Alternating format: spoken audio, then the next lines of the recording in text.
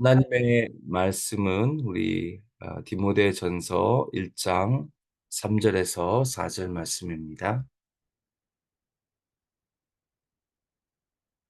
내가 마게도냐로 갈 때에 너를 권하여 에베소에 머물라 한 것은 어떤 사람들을 명하여 다른 교훈을 가르치지 말며 신하와 끝없는 족보에 몰두하지 말게 하려 함이라. 이런 것은 믿음 안에 있는 하나님의 경륜을 이rum보다 도리어 변론을 내는 것이라. 아멘.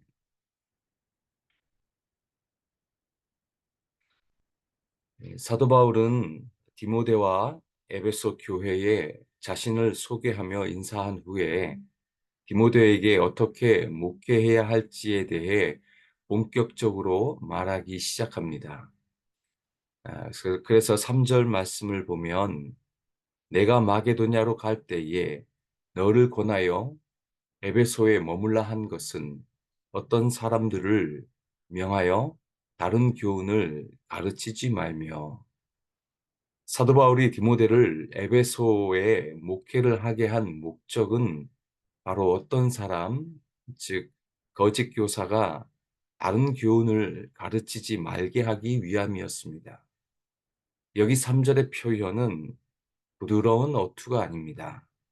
명하여, 즉 명령하여라는 군사적 단어를 사용해서 디모데에게 더 이상 어떤 사람이 다른 교훈을 가르치지 못하게 하라는 강한 의미를 가지고 있습니다. 저는 이것을 보면서 교회의 가장 중요한 목적 중에 하나가 뭐니 뭐니 해도 가르치는 것이라고 믿습니다. 예수님도 내가 너에게 분부한 모든 것을 가르쳐 지키게 하라고 말하지 않습니까? 가르쳐 지키게 하는 일은 교회에 너무나 중요한 일입니다. 뭘 가르쳐야 할까요? 바로 하나님의 말씀, 진리의 말씀, 복음을 선포하고 가르치는 일은 너무나 중요한 일입니다. 그러니 사도 바울이 디모데에게 인사하자마자 그가 끄집어낸 첫 번째 화두가 바로 이 말씀, 복음에 대한 말씀을 가르치라고 하는 것입니다. 여러분, 교회가 하나님의 말씀을 제대로 선포하지 않고 성경을 제대로 가르치지 않으면 그 교회는 역할을 상실하게 되는 것입니다. 교회는 오직 하나님의 진리의 말씀 위에 서 있어야 합니다. 그리고 그 진리의 말씀, 성경 말씀을 고수해내는 일은 너무나 중요한 일입니다.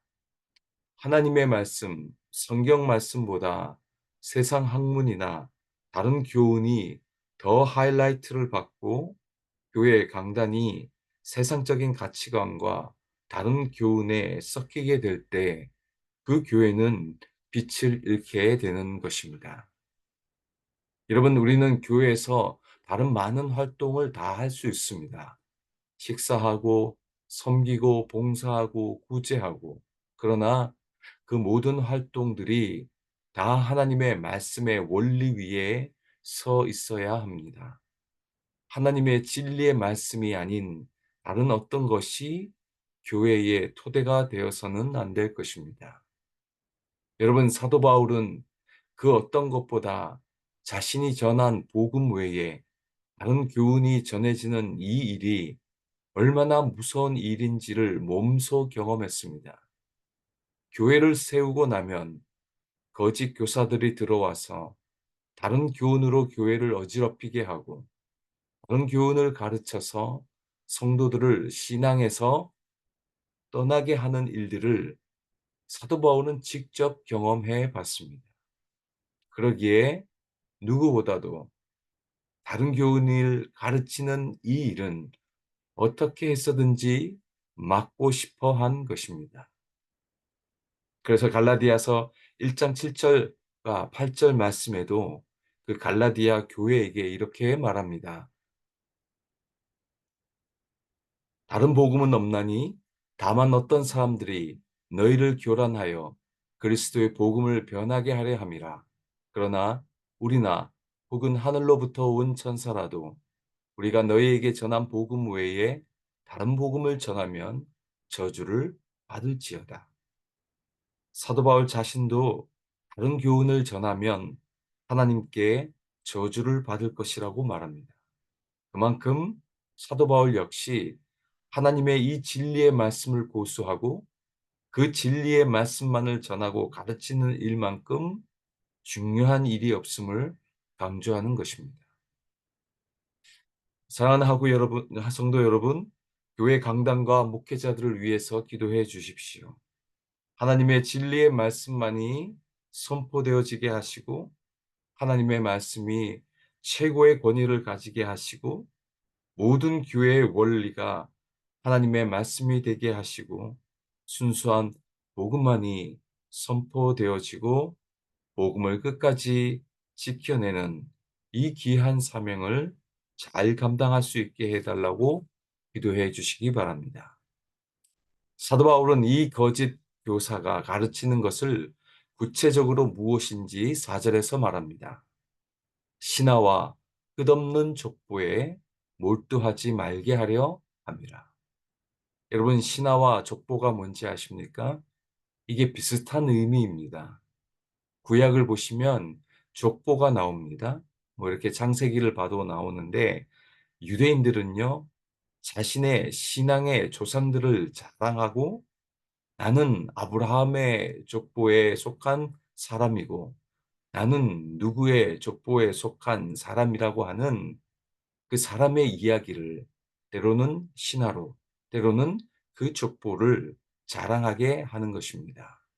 그런 것들을 한 곳에 모아놓은 책들이나 문서들도 있었습니다.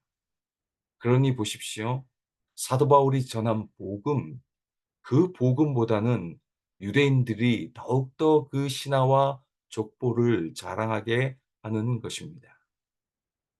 성경이 주가 아니라 하나님의 말씀의 주가 아니라 사람 이야기가 주가 되는 것입니다. 복음이 주인이 아니라 쓸데없는 어느 집안의 이야기나 족보의 그 사람의 이야기가 핵심이 되고 성경보다 더 권위를 갖게 하는 것입니다.